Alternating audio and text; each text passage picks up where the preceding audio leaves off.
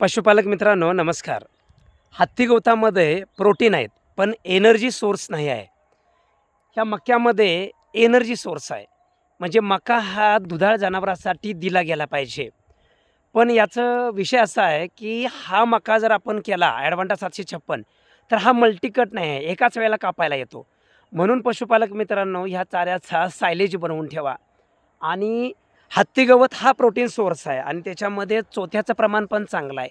मक्यामध्ये जर बघितलं चोथ्याचं प्रमाण तर 18 ते 20% आहे आणि पक्वतेनुसार जर कापला हत्ती गवत, तर ह्या हत्ती गवतामध्ये सांगायला झालं तर जवळ-जवळ 30 ते 38% च्या दरम्यान याच्यामध्ये चोथ्याचं प्रमाण आहे.